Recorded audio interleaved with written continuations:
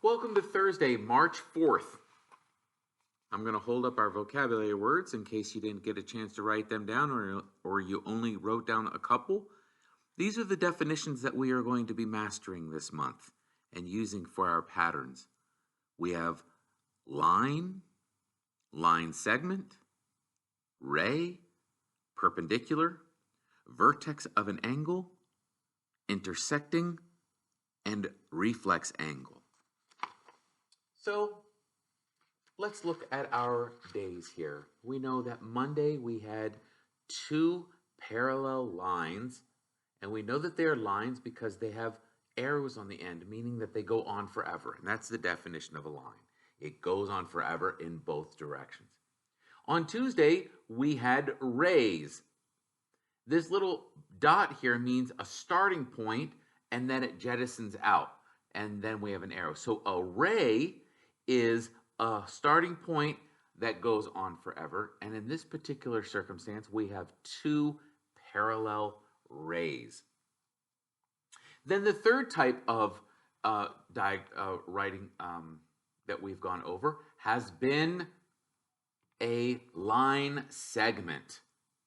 A line segment is a starting point and a stopping point. It's just the segment of a line.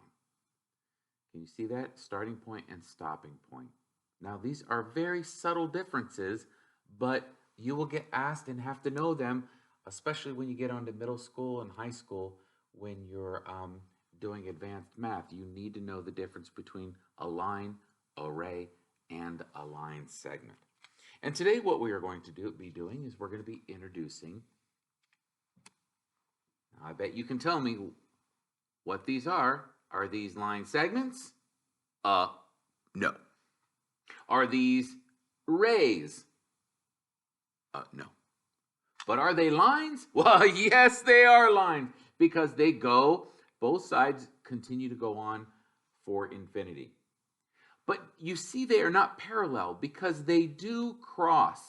And as they cross each other, we call that an intersecting line.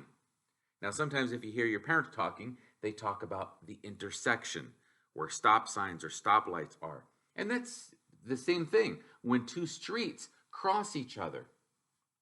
Now, I will tell you, on your SBAC test, they might not have the intersecting part for you. They just might have two, it might look like this. They might have a line written like this, and they might have a line written like this. And they may say, what type of lines are they? Are they parallel? Are they perpendicular? Or are they intersecting? So I don't want you to assume that they will always show you the intersecting point like it is on number 4 here. What they want you to know, do you understand that the arrows here mean that lines go on forever? So in your mind's eye, you should see the line continuing here and the line continuing here and automatically know that there will eventually be an intersecting point. Okay, this is a great one to know.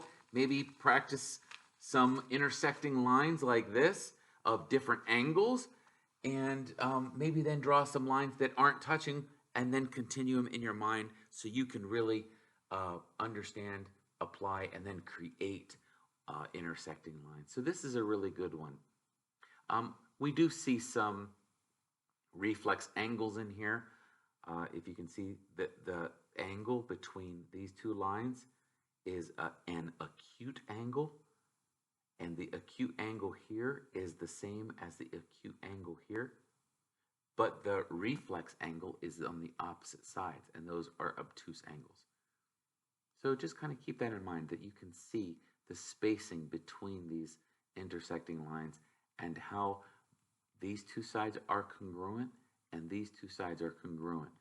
And just know when you're talking about one angle, the reflex angle to a 90 degrees is the reflex angle. And we'll get more into that later, but I just wanted to throw out that vocabulary. So the first time you hear it, you go, oh, what's that? And then the second time you go, hey, wait a minute, I heard that before. And then the third time you go, oh, I see what he means. And before you know it, you're smarter at it than I am. Okay?